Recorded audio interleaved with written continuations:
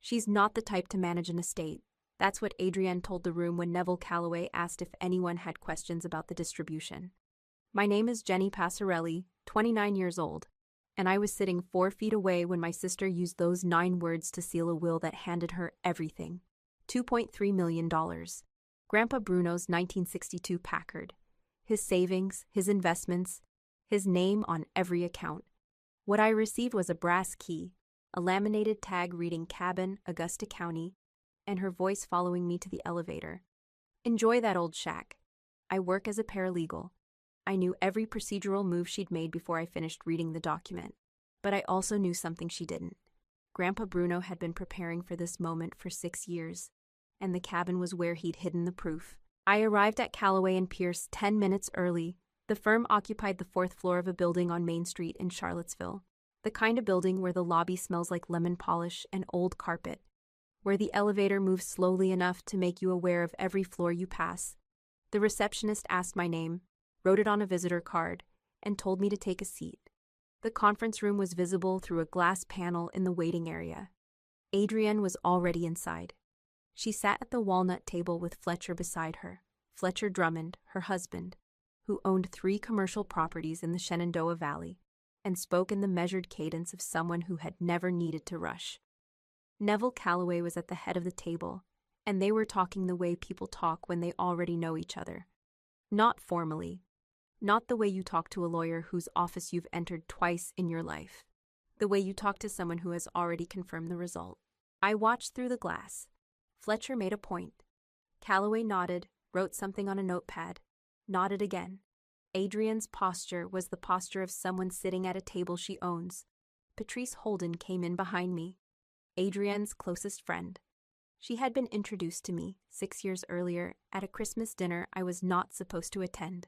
She carried a thin folder and did not make eye contact with anyone in the waiting area. When the receptionist brought me in, Adrienne said, "Oh, you made it. We were worried about the drive."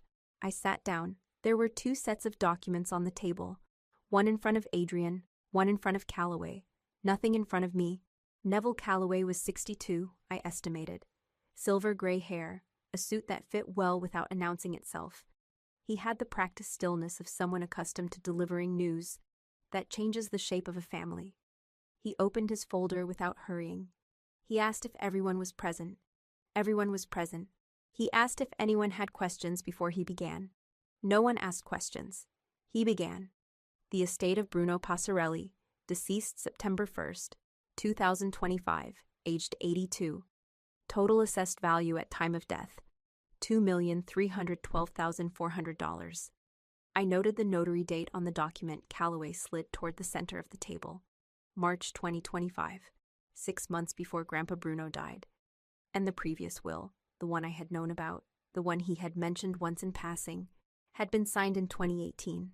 Something had changed between 2018 and March of this year.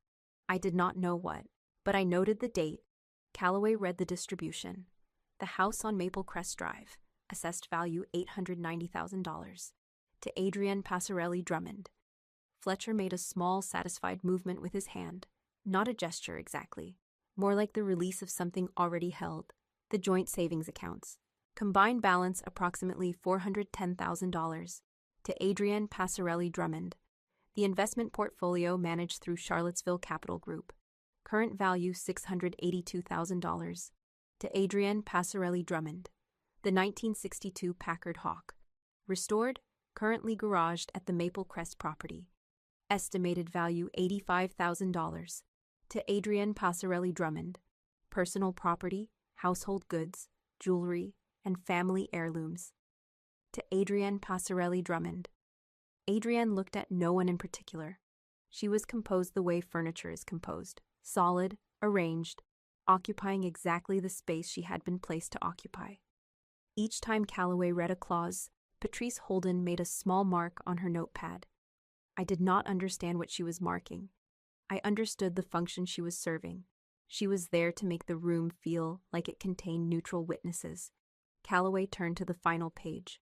He read it in the same flat register he had used for all the others. To my granddaughter, Eugenia Jenny Passarelli, I leave the cabin property located in Augusta County, Virginia. and all personal effects therein, to be accessed by the key held in escrow at this office. He produced a small envelope. He placed it on the table in front of me. I opened it.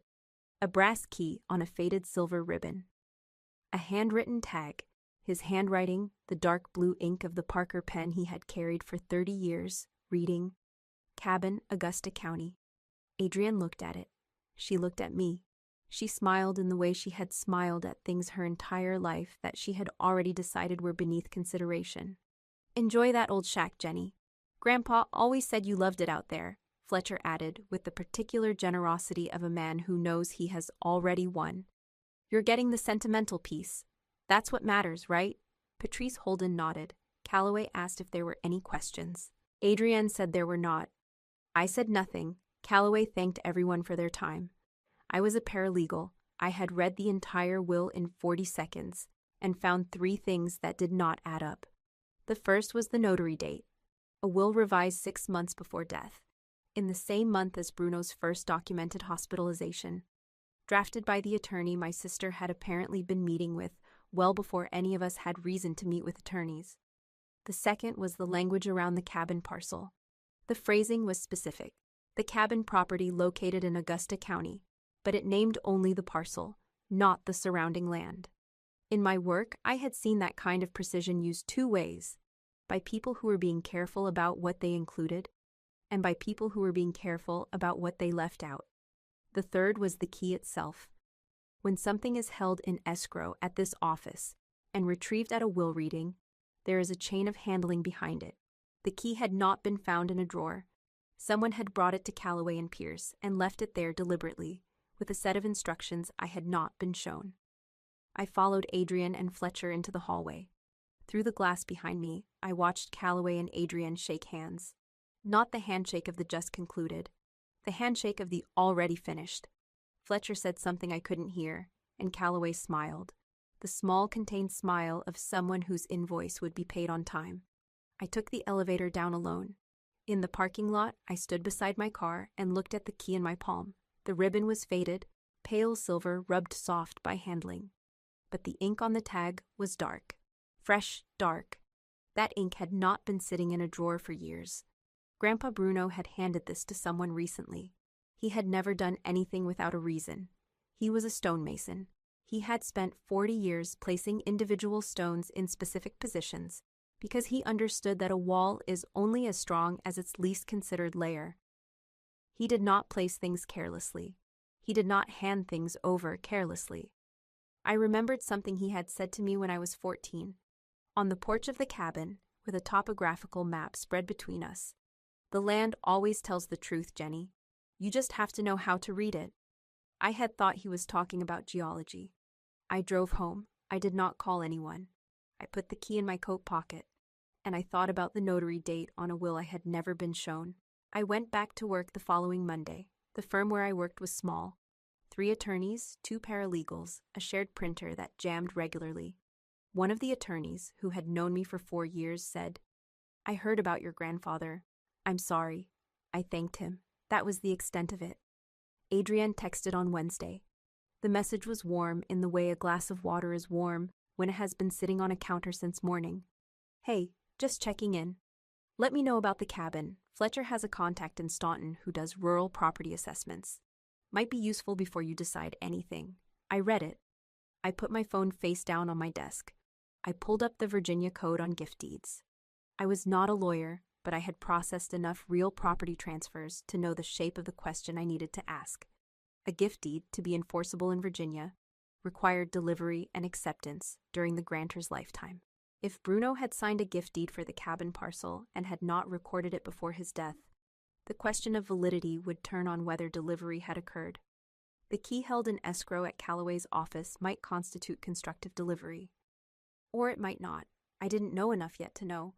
But I was beginning to suspect I was not supposed to know. Not without going to find it myself. I opened the Augusta County GIS map online. Public-facing, free. I searched parcel 0614-C, 12 acres. Registered to the estate of Bruno Passarelli, 1 structure on site. No recent transfer. Then I zoomed out. The parcel surrounding 0614-C were labeled in a way I had not seen before on that interface. Instead of an individual owner's name, each of them carried the same notation: entity ownership. See clerk records. I sat with that for a moment. Not a person's name, an entity. Something registered in a different system, a business structure, a limited liability company, a trust. Something that existed in a county registry separate from a standard property name search. I wrote it down: entity ownership. Parcels adjacent to 0614-C. See clerk records. Find out what entity. Find out who controls it. I called the Augusta County Clerk's office that afternoon. That parcel is in the system, the woman who answered told me, but there are adjacent parcels under a different registration. You'd need to come in to pull the full chain of title. Different registration, I said. As in a different filing structure. That's right, come in and we can show you. I hung up. I looked out the window at the parking lot and the tree line beyond it.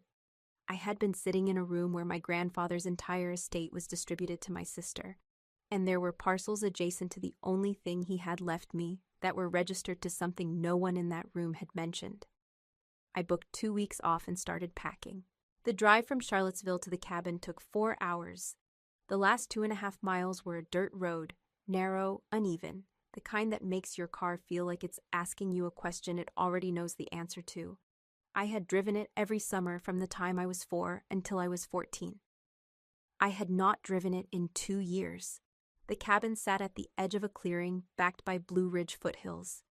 Grandpa Bruno had built it in 1966, before he was married, before there were children, before there was anything except him and the land, and a plan he had carried across an ocean in his head. He was a stonemason by trade. The walls were fieldstone, local, irregular, fitted without mortar gaps you could pass a blade through. He had not needed help. He had needed time and a standard he was unwilling to lower. I used the brass key to open the front door on September 23rd. Inside, dust on every surface, but not the dust of genuine abandonment.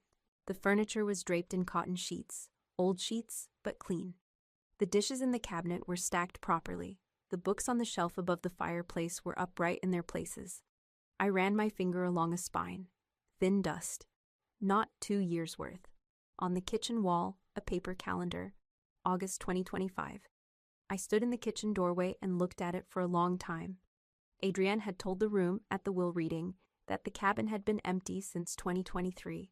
She had said it the way she said everything, cleanly, with the confidence of someone who has never been asked to provide a source. The calendar on the wall was from 2 months ago. 3 dates in the second week of August were marked with red ballpoint pen. The marks were specific, not casual. He had been here in August, 17 days before he died. I called the utility company that afternoon. I asked about the electric account for the property. Account is still active under Bruno Passarelli, the representative said. Payments were current through August. Current through August. I spent the next 8 days cleaning in the methodical way I clean when I am thinking about something else. I swept, I scrubbed, I checked the pipes and found them intact. I tested the lights and found them on.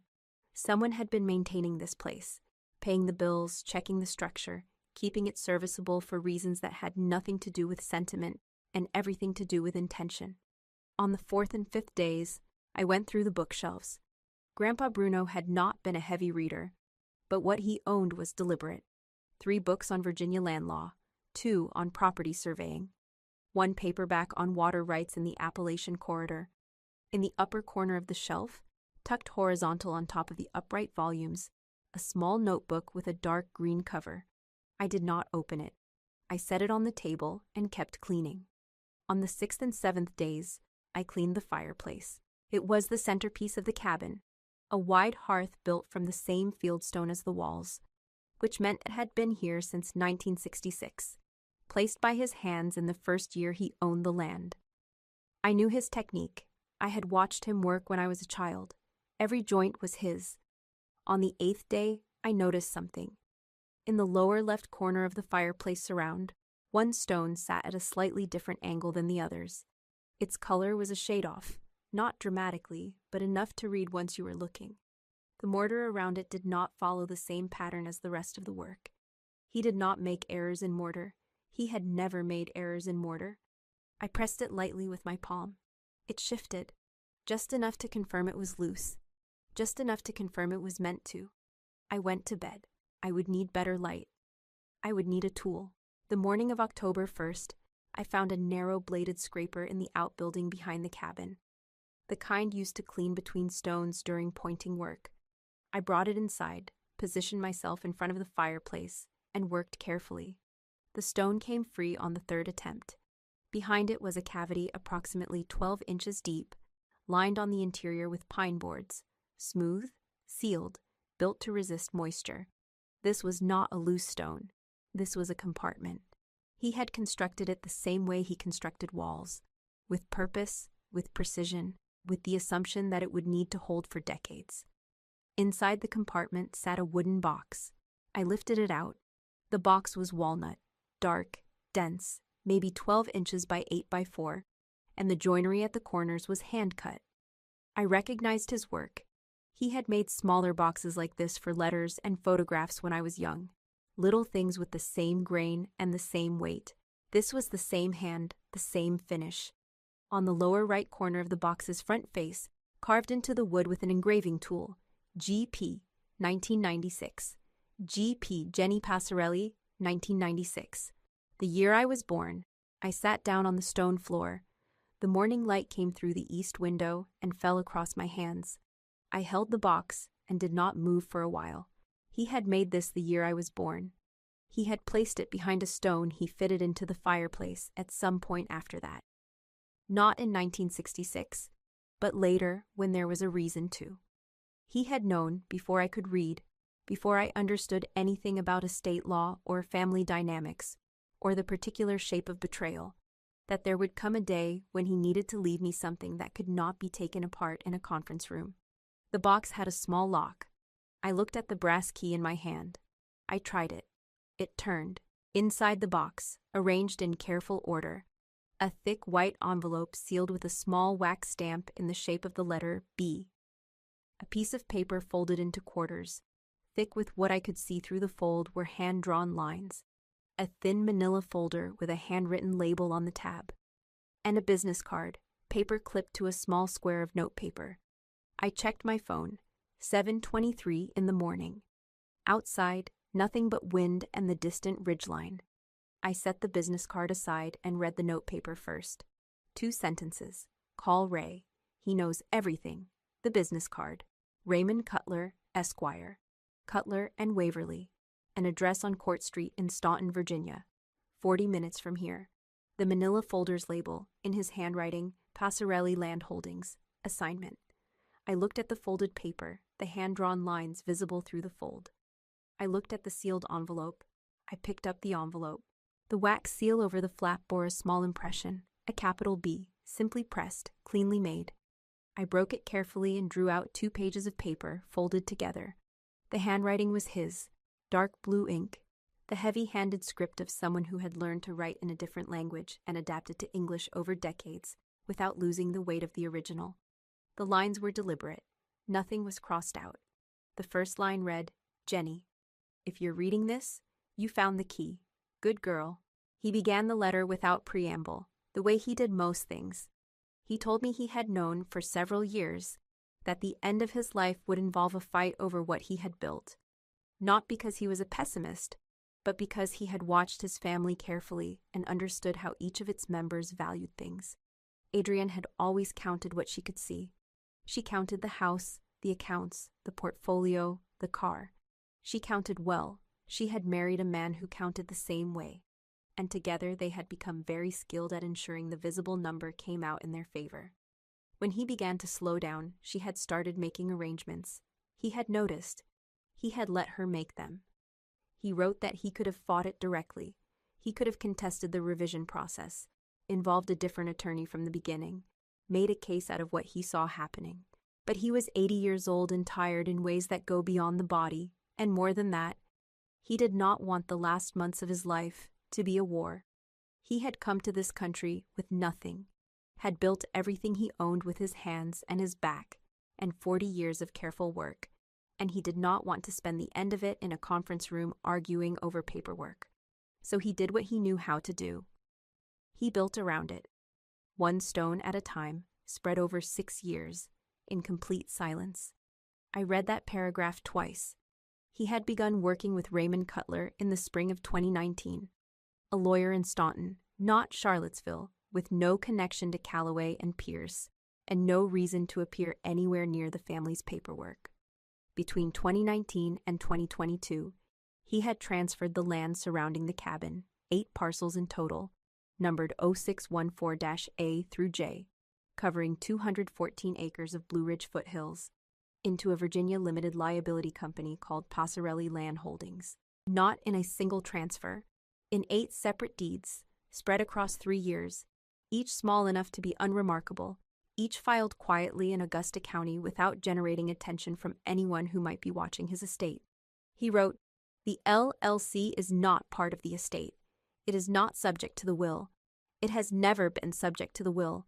It became yours the moment I signed the assignment. The assignment, the manila folder." He had signed a member assignment transfer in 2023, transferring 100% of the membership interest in Passarelli Land Holdings to me. Notarized by a notary in Staunton, not Charlottesville, not anywhere near Callaway's orbit. He also wrote about the cabin parcel itself, parcel 0614-C. He had signed a gift deed naming me as the recipient. The deed had not been recorded at the Augusta County Clerk's office. He explained why. He had been ill, and then he had been worse, and the recording had not happened before he died. But delivery had occurred. He had given the key to Callaway's office with written instructions that it be handed to me at the will reading. Under Virginia case law, he believed, and Ray had confirmed, that this constituted constructive delivery sufficient to support the gift deed's validity. Then he turned to what was in the folder alongside the assignment. In 2022, a company called Appalachian Natural Resources Group had approached him about a mineral rights lease. The land beneath his parcels contained natural gas deposits and other subsurface resources the company wanted to access. He had negotiated carefully with Ray over the better part of 3 years. In August of this year, 17 days before he died, he had signed a preliminary agreement expressing his intent to execute the lease. The offer was for a 30-year lease, total value $5.2 million, $1.8 million upfront at signing, the remainder in royalties over the life of the agreement. The offer had a time limit. It was valid for 90 days following his verified passing. He had died on September 1st. 90 days from September 1st was November 30th. It was now October 1st. I had 60 days. He closed the letter this way. He remembered the summers when I was young. He remembered the way I had asked questions about the topographical maps he kept on the porch table. Why the lines curved the way they did. What they were measuring. How you could learn the shape of a hillside from a piece of paper. He said I had always asked the right questions, even when I hadn't known they were the right ones. He wrote, "The land is yours. Has been yours. Call Ray by October 15th. I set the letter down on the cabin table. I sat with it for 2 minutes, maybe 3. Then I took out my phone and photographed each page of the letter, the box, the carved initials, the compartment behind the stone, the business card. I opened my notebook to a clean page and drew a table. Document name, contents, required action, deadline. I wrote down everything I knew. I wrote down what I still needed to confirm. 60 days. I had worked with Les. And this time, he had already done most of the work. I picked up the folded paper, the map, and opened it. It was a USGS topographical survey map for Augusta County, photocopied and annotated by hand. His writing was all over it, blue ink, the same pen as the letter, marking parcels with their numbers, connecting them with hand-drawn lines, noting dates in small print beside each one. At the center of the map, circled in red, parcel 0614-C. The cabin, surrounding it in blue, 8 parcels drawn and labeled, 0614-A, 0614-B, 0614-D, 0614-E, 0614-F, 0614-G, 0614-H, 0614-J. Each one bore a date, the date of its transfer into the LLC, and a notation indicating acreage. I added them up on the back page of my notebook. 21, 18, 30, 27, 31, 22, 29, 36. 214 acres total. The cabin sat at the center of all of it like the keystone of an arch. In the lower right corner of the map, in a small box he had drawn by hand, he had written P.L. Holdings, and below that, Mineral Survey, 2022. See Appalachian Report, folder. I opened the manila folder. 3 documents, ordered precisely the way he ordered everything.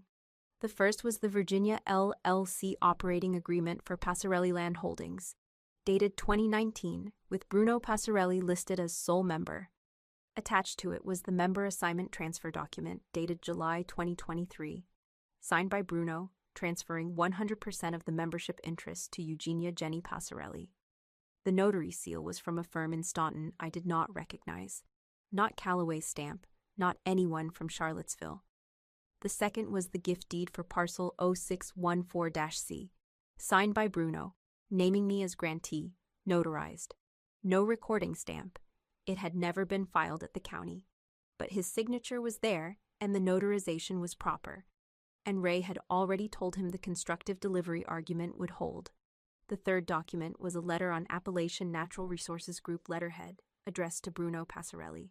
It outlined the terms of a proposed mineral rights lease for the 214 acres held under Passarelli Land Holdings, LLC, a 30-year agreement, total value $5.2 million, with an upfront payment of $1.8 million upon execution. The offer included a clause, valid for 90 days following grantor's verified passing, provided that authorized representative of the above-named LLC presents executed acceptance within said period. At the bottom of the letter, Bruno had initialed it. The date beside his initials, August 15th, 2025. August 15th. I looked up at the kitchen wall, the paper calendar, August 2025. The dates marked in red in the second week of August. The 15th was one of them. He had been sitting in this kitchen on August 15th, signing a mineral lease that would transfer $5.2 million to his granddaughter after his death, while the attorney he had hired for his official estate had no idea the LLC existed. I took a breath. Then I called the number on Raymond Cutler's business card. He answered on the second ring. Mr. Cutler, my name is Jenny Passarelli. I'm Bruno Passarelli's granddaughter. I found the box. A pause. Then, he said you'd call in October. He said, and I'm quoting him directly, Ray, Jenny will find the box by day 10. She always paid attention. A beat. He was right about the timeline, wasn't he? It was day 9. Close enough, I said. Ray Cutler explained what I needed to know in the precise, measured way that good lawyers explain things. Without condescension, without ornamentation, with the assumption that the person on the other end is capable of following a logical sequence. The LLC transfers were clean.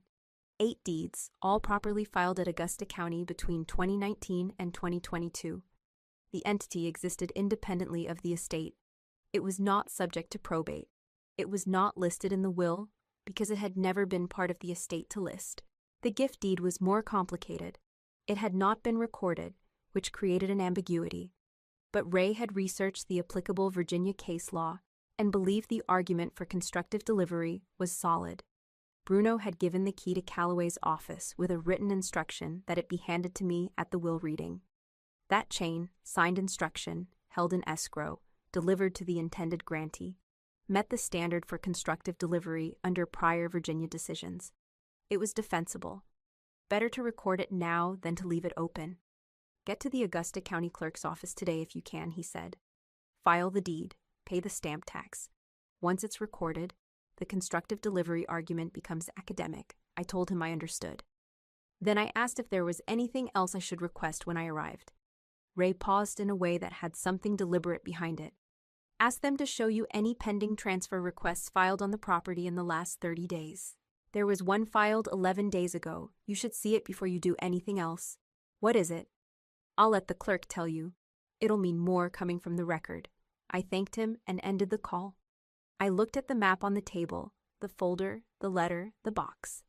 I thought about Adrian saying the cabin had been empty since 2023. Standing in a room where she had arranged for a lawyer to receive $15,000 for a process she had already guided to its conclusion. I thought about the calendar on the kitchen wall. I thought about the stone she had never thought to look behind. I got in my car. The Augusta County Clerk's office was in Staunton, 40 minutes up the valley. I arrived just after 2 in the afternoon. The building was a county government building in the way that county government buildings always are. Functional, slightly underfunded, staffed by people who understood the material better than the building suggested. I asked for the chain of title on parcel 0614-C and all adjacent parcels. The clerk, a woman in her 50s with reading glasses on a beaded chain, pulled up the records. She confirmed what I already knew. 0614-C was registered to the estate of Bruno Passarelli, no transfer on record. But when she pulled the adjacent parcels, she turned her monitor toward me without comment. Parcels 0614-A, B, D, E, F, G, H, and J, all of them. Passarelli Land Holdings, LLC, a Virginia limited liability company. Transfer dates ranging from March 2019 through November 2022. All properly recorded. All clean. I'd like to record a deed, I said. I produced the gift deed from the folder. She reviewed it. She checked the notarization. She typed. She asked for identification. I provided it. She stamped the deed and issued a receipt. That's recorded, she said. Deed stamp, tax paid. You're on the books for parcel 0614-C as of today, October 1st. She slid the stamped copy toward me, along with the receipt. Recording receipt R-2025-4892. Thank you. And the LLC parcels. Ownership confirmed? Passarelli Land Holdings, all confirmed. Recorded clean. I also need to see any pending transfer requests on the property. My attorney said there was something filed 11 days ago. She looked at the screen. She navigated to a different section of the filing system. She found it. She turned the monitor toward me. It was a quiet title action. Filed September 22nd, 2025, 7 days after the will reading. Petitioner: Adrienne Passarelli Drummond. Attorney of record: Neville Callaway, Callaway and Pierce. The action requested that the Augusta County Circuit Court formally confirm that parcel 0614-C was part of Bruno Passarelli's estate, and therefore subject to the will's distribution. To Adrienne. I read the document carefully. The quiet title action named parcel 0614-C, only 0614-C. There was no mention of the adjacent parcels, no mention of Passarelli Land Holdings, no mention of an LLC at all. She had filed to take the cabin, just the cabin. She had no idea what surrounded it. At the bottom of the quiet title filing, Callaway had signed a certification. I certify that I have conducted a full title search of the subject parcel and all adjacent properties. He had found nothing. A full title search, certified by a licensed attorney, and he had found nothing about the entity that owned 214 acres around the property he was attempting to claim. I understood exactly why. He had searched by grantor name. Bruno Passarelli. The LLC parcels were not in Bruno Passarelli's name. They were filed under an entity, in a different registration, visible only if you searched for the entity itself or pulled the adjacent parcel numbers individually. In rural title work, it was a basic but not uncommon error, and it meant that every legal argument Callaway was preparing was built on a foundation that did not account for 214 acres, a 30-year mineral lease, and $1.8 million in upfront payment. I took a photocopy of the quiet title filing. I thanked the clerk. I walked to the parking lot. Then I called Ray. I've recorded the deed, I said. Receipt R-20254892, and I've seen the quiet title action. Good, a brief pause. He searched by name. That's what it looks like. Callaway made a basic error, Ray said. Searched by grantor name, not entity. It happens in rural title work more than it should. But it means he handed you the narrative. Another pause. I'll file a motion to dismiss this afternoon. With the deed now recorded, the constructive delivery argument isn't just tenable. It's the only reading of the evidence. He'll know that within the week. How long before he withdraws? 30 days, maybe less. He has no case. He certified a title search that didn't find the entity. That certification is now directly contradicted by the LLC filings. He has no path forward. I looked out at the ridgeline. The late afternoon light was flat and even. "Ray," I hesitated. "Did my grandfather know she would come for the cabin?" A pause. Considered. He said, and I'm quoting, "Adrienne will come for the cabin because it's the only thing she can see. That's always been her limitation." I sat with that on the drive back. 2 days later, on October 3rd, I drove to Staunton to meet Ray in person. Cutler and Waverly occupied a second-floor office on Court Street, directly across from the Augusta County Courthouse. The building was older than Callaway and Pierce, the furniture more worn, the bookshelves more densely packed. Ray Cutler was 65, I estimated. White hair, a firm handshake, the particular stillness of someone accustomed to rooms where the stakes were real. On his desk, a bound set of documents more than an inch thick. The original LLC filing, every deed, the member assignment, the Appalachian correspondence, the gift deed, copies of all recording confirmations. Everything he had been holding for 6 years, waiting for this meeting. "Your grandfather came to me in the spring of 2019, Ray said. He gestured to the chair across his desk. He sat right there and told me he needed to build something that couldn't be taken apart in a conference room. He spread his hands. That's exactly what we built." I signed the member assignment acceptance form, notarized on the spot. As of that signature, I was the controlling member of Passarelli Land Holdings, LLC, a Virginia limited liability company holding 214 acres of Augusta County, with a pending mineral lease offer worth $5.2 million. Ray drafted and signed a letter to Appalachian Natural Resources Group, confirming the entity's authorized representative. He filed the motion to dismiss the quiet title action that afternoon. 5 days later, on October 8th, I received an email from Dale Forsyth, Vice President of Land Acquisitions at Appalachian Natural Resources Group. It confirmed my status as authorized representative of the LLC. It expressed condolences for Bruno's passing. It requested that we schedule a meeting to review the final lease terms. It was professional, precise, and formal in the way that $5.2 million arrangements tend to be. 53 days remained on the offer window. I replied that I would confirm a meeting date before October 20th. 3 hours later, my phone rang. A number I didn't recognize. I answered. "Jenny." Adrienne's voice, measured, not warm. She had received notice of the motion to dismiss. She had read enough of it to understand that something had happened that she did not yet understand. She wanted to know about what she called the LLC situation. She asked who Raymond Cutler was. She told me Callaway would be looking into everything. I let her finish. "The deed is recorded, Adrienne," I said. "Parcel 0614-C is in my name as of October 1st. The LLC is a separate entity. It was never part of the estate, and it's not subject to the will. If you want to discuss any of this further, you can contact Ray Cutler directly." A pause. "I don't know what you think you found," she said, "but none of this changes what Grandpa intended." "What Grandpa intended," I said, "is exactly what's happening. You should read the LLC documents before you call Callaway again. It'll save him some billable hours." I ended the call. 2 days after that, Ray called me. "Callaway reached out this morning," he said. "He asked for a 2-week extension on the quiet title withdrawal." I said no. "What did he say?" "He said he needed time to review the entity structure." A pause. "He's going to drop it, Jenny. He knows he doesn't have a case. The deed is recorded, the delivery argument is documented, and his title search certification is contradicted by the LLC filings he didn't find. He has no path forward." "Okay," I said. "Okay," he agreed. On October 20th, I drove back to Staunton with Ray. Dale Forsyth met us in a conference room in Appalachian's regional office. Not a large room, not a theatrical one. The kind of room where things get decided without announcement. Forsyth was in his late 40s, direct, the kind of person whose attention felt like a resource being carefully allocated. He had a copy of the proposed lease on the table. Ray had reviewed it in advance. We spent 2 hours on the language.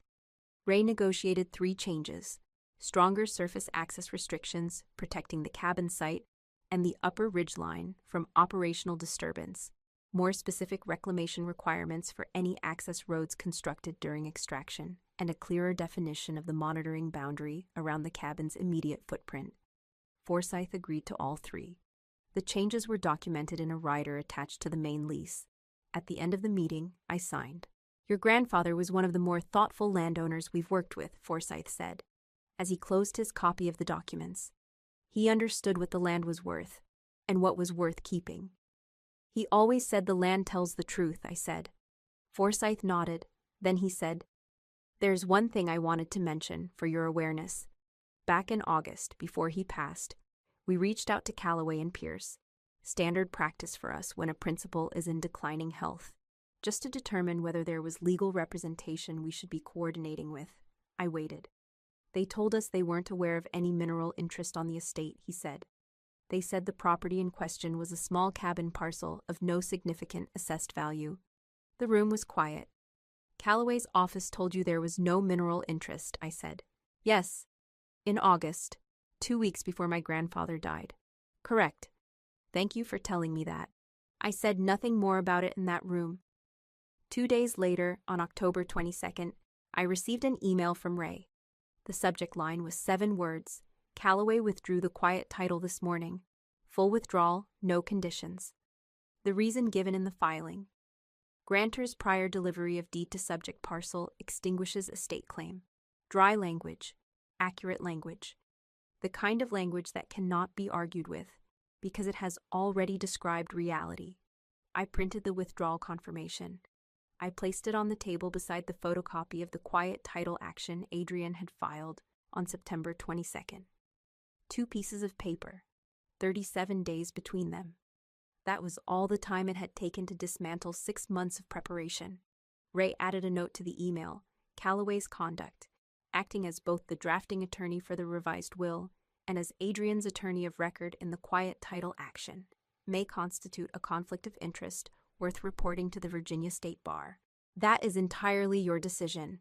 I am flagging it so you have the option. I wrote it in my notebook. I would decide later. 3 days after that, on October 25th, Adrian sent me a long email. It was written in the language of family reconciliation. It spoke of what Grandpa would have wanted. It emphasized moving forward together. Toward the end, it made an offer. She was prepared to pay $800,000 for a 50% membership interest in Passarelli Land Holdings, LLC. She had done the math. She understood now what she had missed. She had calculated a number, put it in professional language, and sent it to me as though the question were still open. I read it once, to the end. Then I forwarded it to Ray with 4 words, for your records. I did not reply to Adrian, not because I was angry. I was not especially angry. I was a paralegal who had spent 6 weeks working through a legal structure her grandfather had built over 6 years, and it had worked exactly the way he designed it to work, and the result was what he had intended it to be. There was nothing left in the situation that required my voice. Adrienne had taken what she could see. She had done it well and legally and with considerable preparation, but she had looked at the brass key in my hand and called it worthless. And in doing so, she had told me, and the room and the record, exactly where her knowledge ended.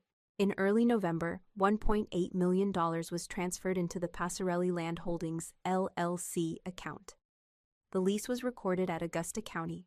Ray filed the Virginia State Bar complaint regarding Callaway's conduct. The investigation would take time, and I did not know what the outcome would be, and I found that I did not need to know. I contacted an architectural preservation firm about the cabin, not to renovate it, to document it and stabilize what needed stabilizing without changing what did not. The stone walls were in good condition. They had been built by someone who knew how to build for permanence, but the kitchen window had a soft lintel, and one of the outbuilding's roof timbers had started to give. I wanted those things addressed without altering anything else. Every stone where he put it. That was the instruction I gave the preservation architect when she asked about my goals. In mid-November, I drove back to the cabin alone. I brought the letter. I sat on the porch in the afternoon. The Blue Ridge was in full autumn color, rust and amber and a dark olive green that held the ridgeline firm against the sky. I had sat on this porch in every season of my childhood, and in each of them it had looked like a different version of the same place, except that the place itself never changed. Only the light changed. The stones never moved. I thought about a summer morning when I was 8 years old. Grandpa Bruno had unfolded a topographical map on this same table and smoothed it flat with both hands. He had pointed to the contour lines, the curved, close-set lines that showed where the hillside was steep. "See these lines, Jenny? Every line is a story. You just have to read them slowly." I had asked what kind of story. He thought about it. "The story of what's underneath," he said. I had thought he was talking about the geology, the layers of sediment and stone pressed into form over millions of years until the land arrived at the shape it held today. He was not only talking about the geology. He had spent his working life building things that were meant to outlast him. Walls, structures, the cabin itself. He had understood from early on that the things that endure are the things built in layers, not the ones that announce themselves, but the ones that hold because every component has been placed with care. He had built the LLC the same way. 8 parcels, 8 deeds, 3 years, a lawyer in Staunton, complete silence. He had built the assignment into the structure in the same year he had written the letter and locked the box behind the stone. He had prepared for the precise scenario that had played out in Calloway's conference room, and he had done it quietly, without telling anyone who did not need to know. And he had been right about me. That was the part I had to sit with. He had known I would find the box. He had told Ray I would find it within 10 days. He had known I was a paralegal, that I would understand what the documents meant, that I would go to the source, the land itself, the records, the actual chain of evidence, rather than argue in a room where the outcome had been arranged before I arrived.